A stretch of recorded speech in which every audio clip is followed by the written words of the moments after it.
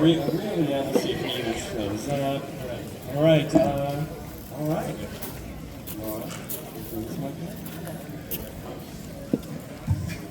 Okay. All right, you guys. This is the retirement show for the great Don Juan.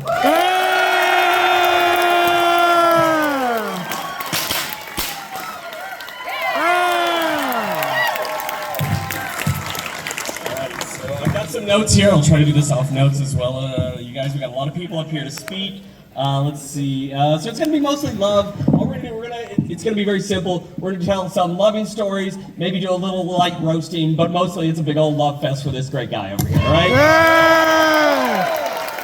But let me kick it off. I'm going to rip off Neil Brennan a little bit. He does a thing with a couple of mics. He does different kinds of comedy. I'm going to do the same thing right now to just start this off right away. I'll be like kind of roasty over here, and I'll be kind of loving over here. All right. So if I'm on this side, I'm roasting. If I'm on this side, I'm loving. But let's start with the love, shall we? Let's start with love. Let me see. Let me make sure I've got this. Let me see. Love. Well, let's just say, and this is not hyperbole. Honestly, guys, you might be looking at the greatest single performer that's ever worked at Renaissance festivals. Now,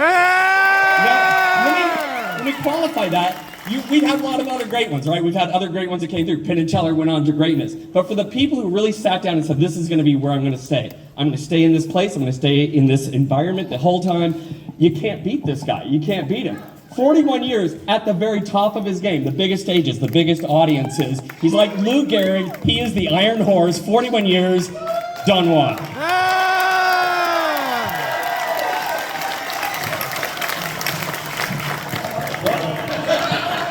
All that being said, that is great for a DEI hire.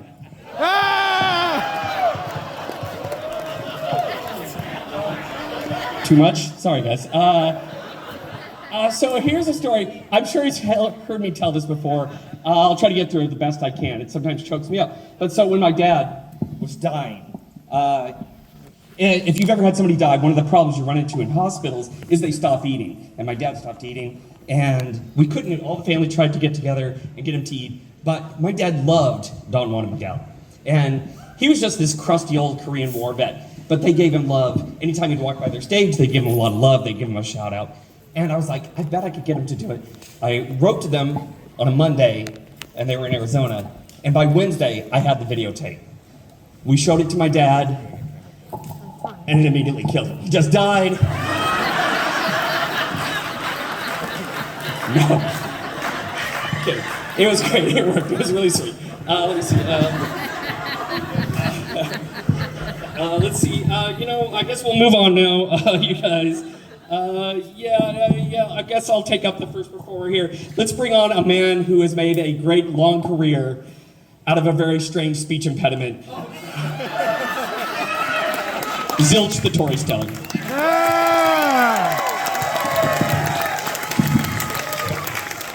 Hi, my name is Terry, and I'm a Rennie. I'm going to stay over here on the love side because Jose has been for me a friend, a mentor, particularly my RV mentor, occasional tugboat. Yeah, okay. It's a mud thing.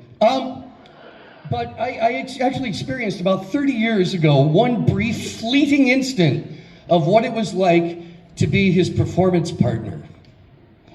And you may not remember, you do remember this, okay. Way back at a Renaissance festival, as it was just getting started, its initials, it shall remain nameless, though its initials are Arizona. We weren't very picky in where we did promotions, and we went to this public access TV station.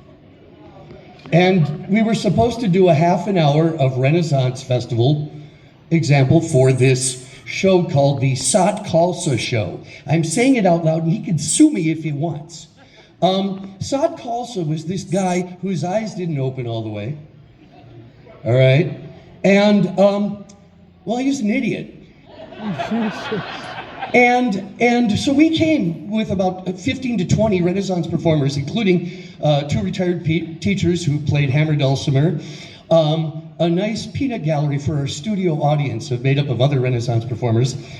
And we're going to do this half-an-hour show on the Renaissance Festival. Well, we set up our hammer dulcimer players, and the first thing that Saad Khalsa says to us is, "Oh, like, where's your band, man? I mean, we gotta have a band to open this." I'm going, "Well, hammer dulcimer players right here." "No, we need a band, man." Well, for the next half hour they were going to film, all of a sudden the doors open as we're just about set up, and this band walks in, and they've got, well, equipment, and they've got speakers about like that tall. They're rolling them in on carts, and they're plugging wires in, and another speaker about that tall, and they get all set up. "Oh, good, we've got a band."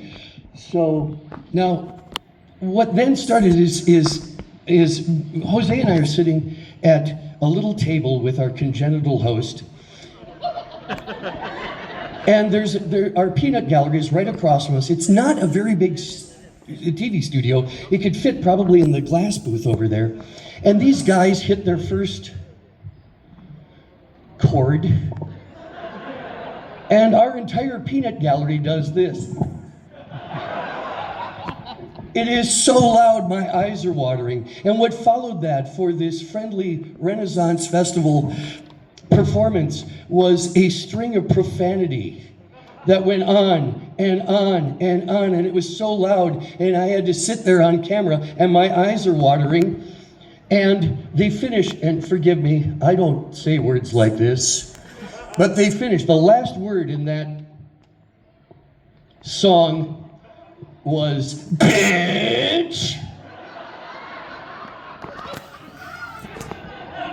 Now, our host says, "Well, wasn't that great?" And Jose says, "Oh yeah, I really liked it." I said,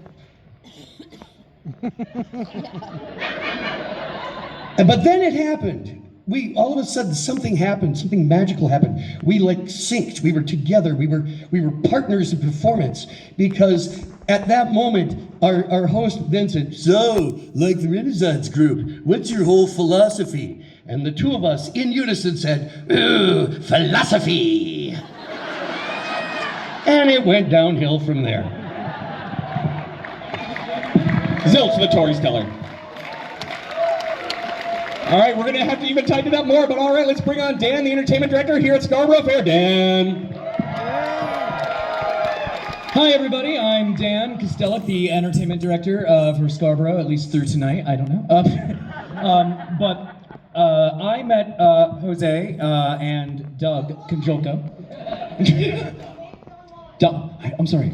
I met somebody else. I met Don Juan 24 years ago when I was a baby actor in Pennsylvania. And he showed generations of us how to do this. That's right, yeah, woo, please.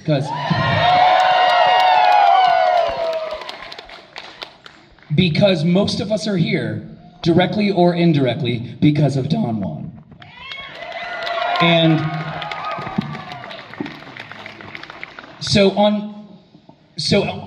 grab that. So on behalf of the Scarborough Renaissance Festival, number one, we want to present you, and we're going to get a shadow box to put these into, your marquee signs that you had as Don Juan and Miguel. And for the weird show. I was going to bring out the Don Juan and Esmeralda signs that were in my office, but they were misspelled. I figured you don't want those. But also, in here, we have,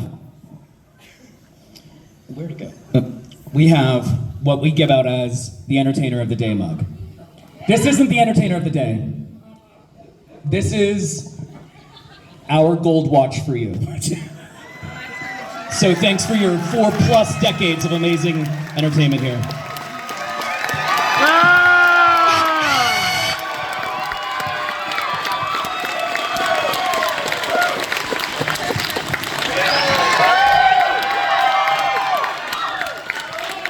Can you watch it? No. Don Juan! Let's keep this rolling. Let's bring up Jim Hancock. Jim Hancock.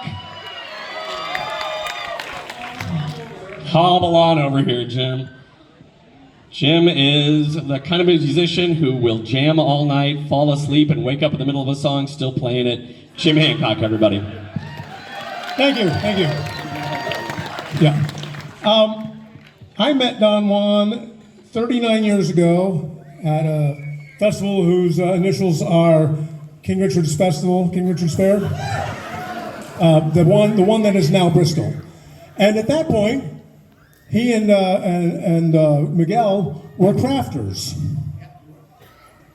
Yes, they had not been hired that year, so they got hired by our friends, was that Rick and Rini? Rick and Rini, to sell swords and shields down by the joust. You hold a record!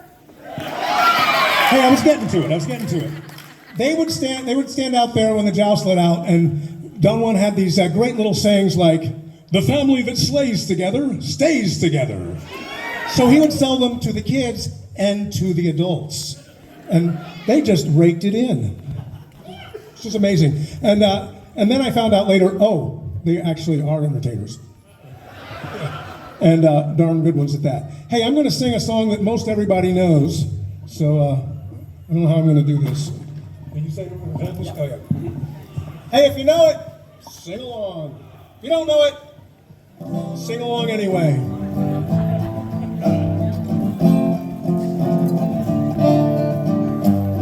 Though we have come to an end, and it's time to say so long, my friends, I hope you can feel that the meaning is real when we promise to meet once again. Be a rich man or poor man, a fool or a sure man, we've gathered our hands and we've made a merry stand. People, they come and they go. It's the nature of things, I suppose.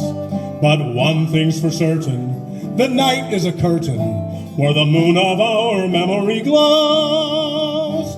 So bring on the starlight, make everything end right. A dream's just a memory that grows. And the fair time was our time, a dream time to share time. The fair time was a fine time to know. Second verse, same as the first.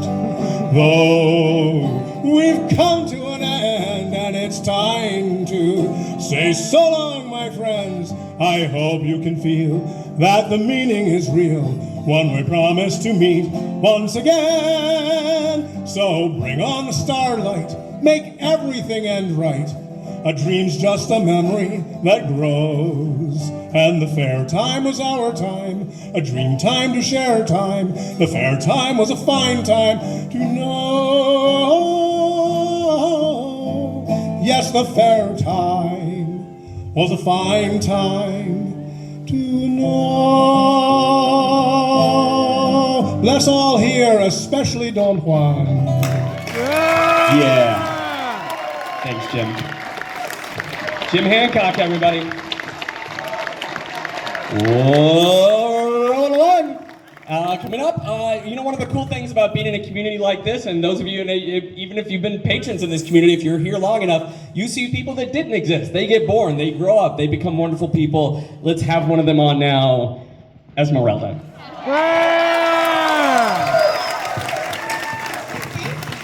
Thank you so much. You know, honestly, I can't even remember the first day I met Don Juan.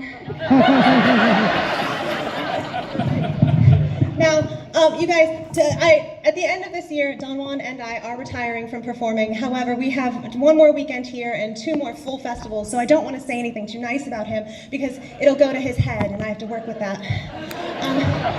But I have to read this off of my phone because you'll see why in a second. I have some facts and numbers and stats for you that I thought might be fun or that you might not know. So, in 48 years, that's how long Don Juan has been doing festivals and performing. So in his 48-year-long career, Don Juan has worked casinos, cruise ships, theaters, corporate parties, Vegas nightclubs, baseball games. He's even worked for Disney. my birthday.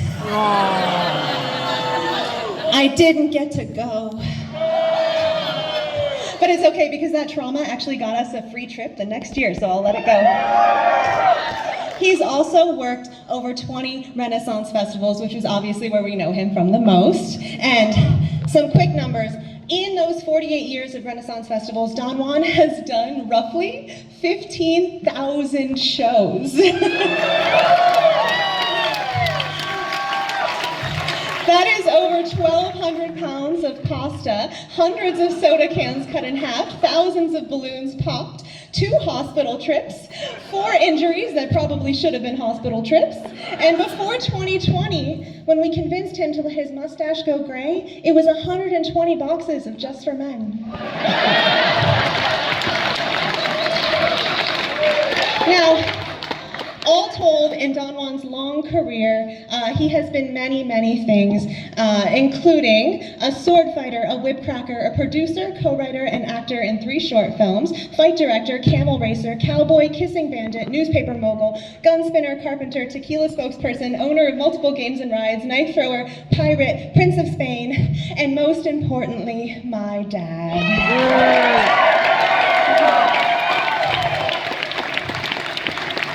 And then I wrote, "Aw," here. That's on you guys. Aw. Thank you very much. Esmeralda. All right, we don't want to run too late, so let's keep this rolling along. Adam Crack, ladies and gentlemen, Adam Crack.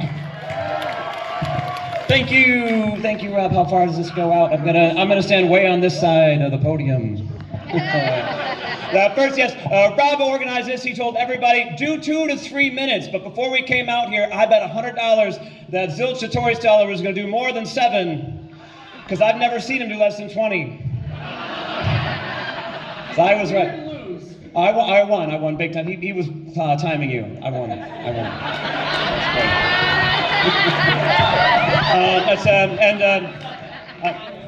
great. Dang it.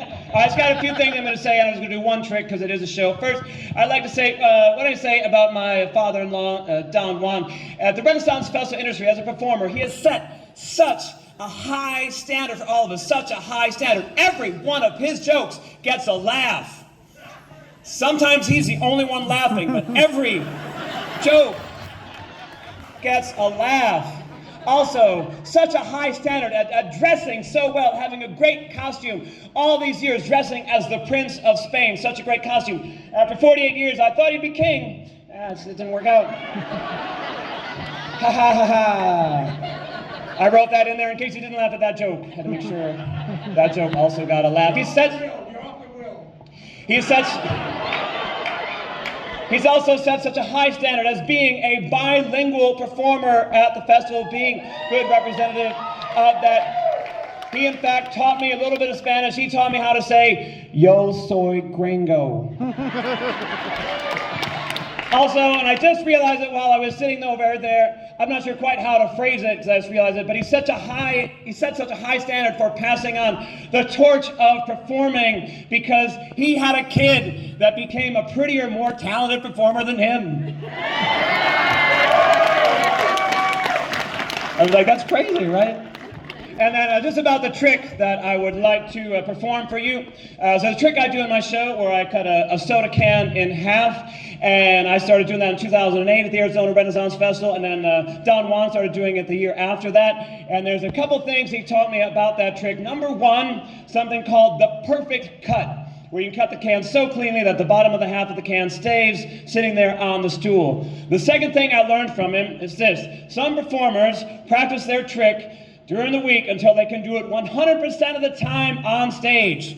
Don Juan practices the trick enough so he can do it some of the time on stage, but he won't perform it in front of an audience until he has written enough failure material to cover all of his attempts. Very important. Not an approach a lot of people take, but that's an approach he took. So that means the very first time I saw him do it, that he set up the idea of the perfect cut, and then he went out and he proceeded to fail and fail and fail at cutting the can in half. It was like 5 minutes of chaos, him going through all of his failure material. At some point he had to bring a 12-pack from backstage. He was handing out sodas to the kids in front. It was like so much chaos, I can only remember part of it. But then finally at the end of 5 minutes, it went on and on. Boom, he got the perfect cut. It's sort of one of those things where you had to be there, but I'd say that relates to what Rob was saying, one of the things that makes Don Juan a great performer. And I'm just going to end my bit by cutting a soda can in half.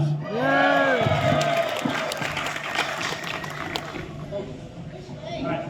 Oh yeah, I do have some Sprite. Normally with this, you cut the can going that way so it doesn't hit the audience. I'm really not sure which way to aim it right now.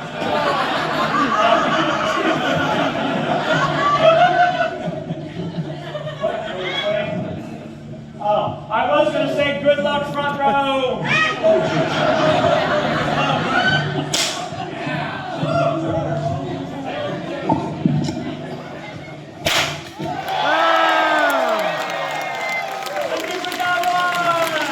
Come on, Adam Crack. Well done, good job. All right, let's keep this moving because it is running already a little bit late. Let's bring on, that person's not here, so let's have on Gabrielle. Surreal.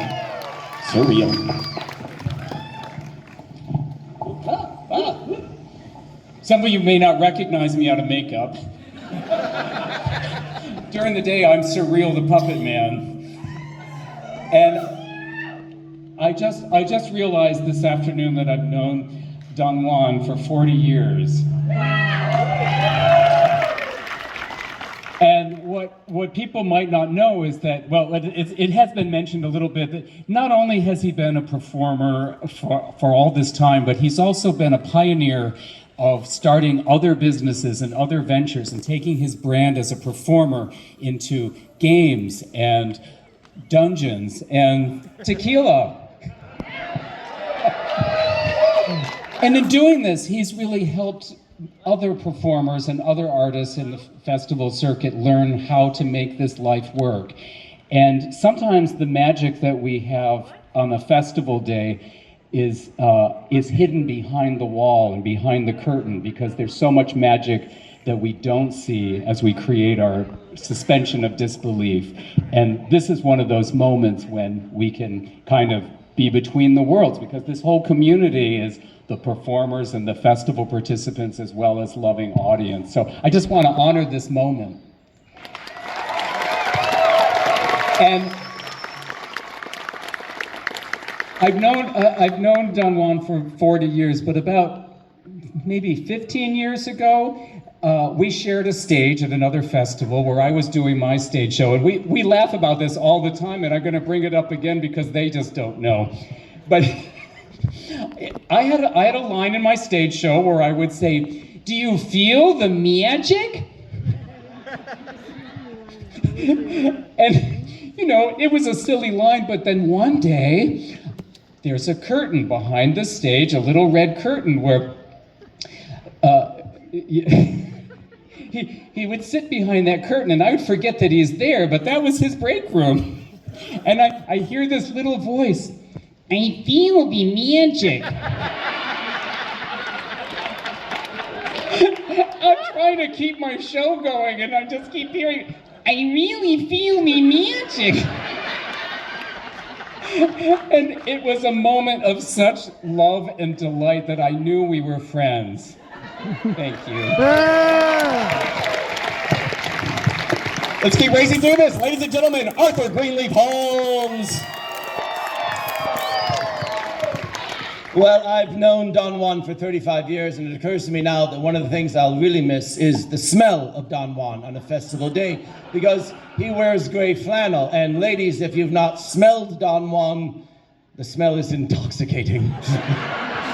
And I suppose I could tell the story about the time that we went boating and we were going fishing, and he didn't realize that the boat was still attached to the dock, and he was pulling on it and it snapped, and he nearly became one of the few Mexicans to drown in Lake Ontario.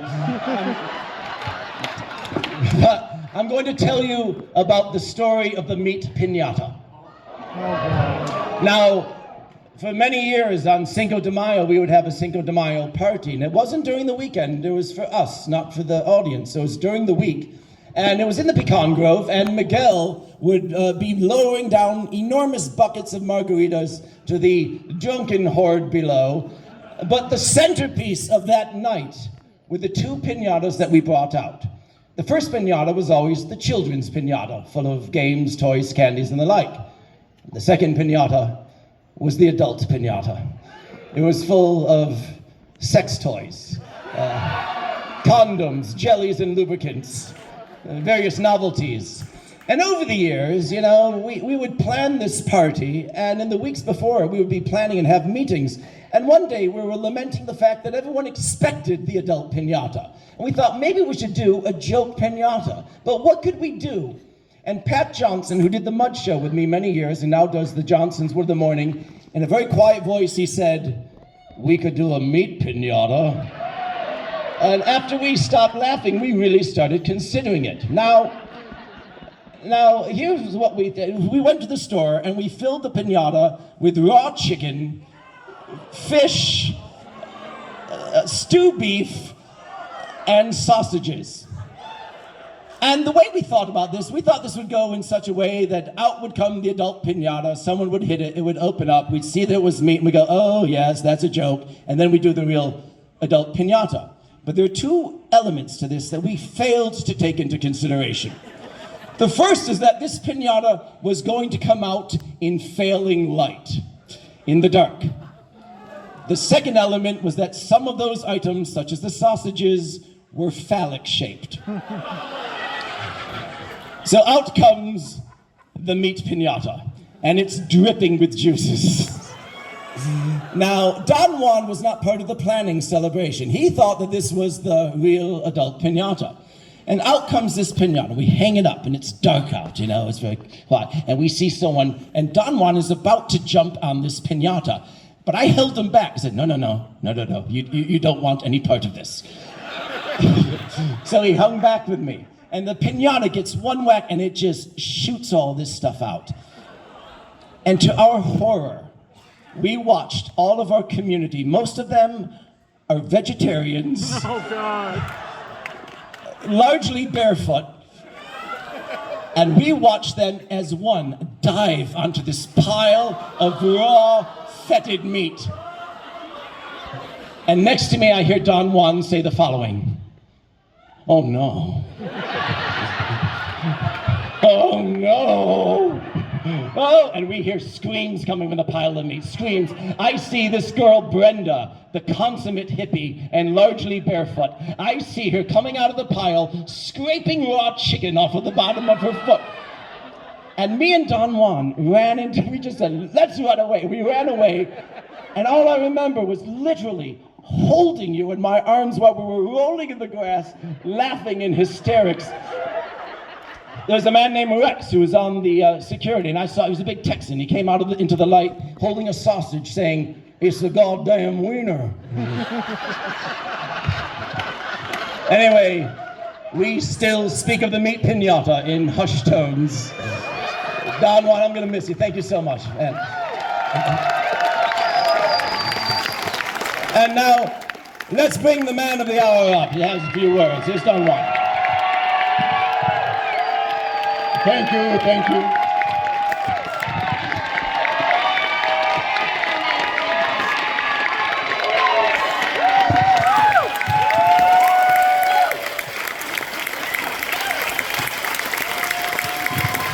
Forget it, I'm not going anywhere. I'd like to point out that for years, even to now, I get blamed for the bean piñata. Well, I had no knowledge of it because I'm the only Mexican celebrating Cinco de Mayo. Oh, it must have been him! As he pointed out, I knew nothing about it, but anyways, it was one of our funniest moments ever. I just want to, I don't know what to say. I just thank you very much to all my fabulous friends that came out and mostly didn't roast me, which I was a little surprised. I brought my whip just in case. But it's been an incredible experience. This is the longest festival I worked anywhere in the country. 41 years here. And I mean, I have so many friends here, so many, like my friend Rio, like my brother. It's just... Aww. Thank you. We love you.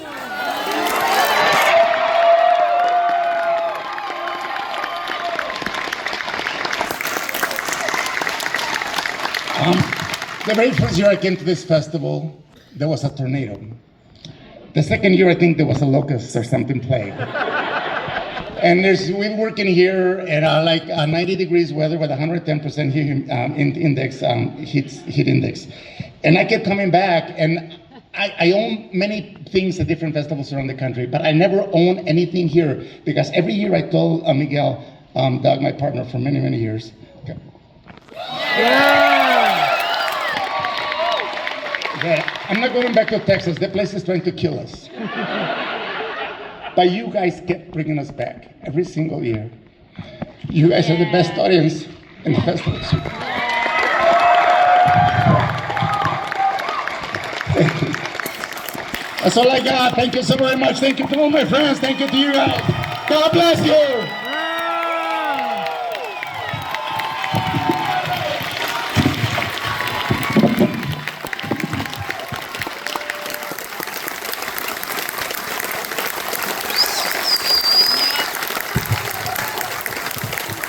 Keep it going. Don Juan, everybody. Don Juan.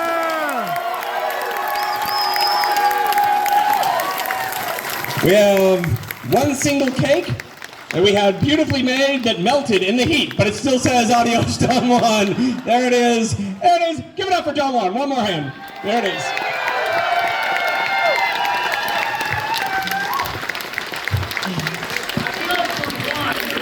I know it melted. I'm so sorry.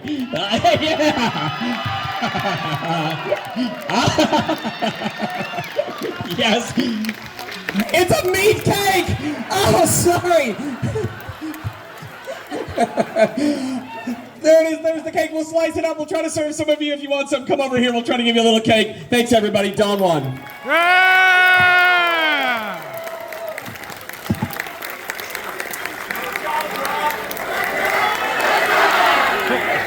Huzzah! Huzzah! One last thing, I want to thank Rob Williams, Kamakasi Fireflies, for putting this together. Rob Williams, everyone give him a hand! He is the man I've known the longest at this festival. All 41 years, he was here when I got here, he's still here. Rob Williams, everyone, thank you very much.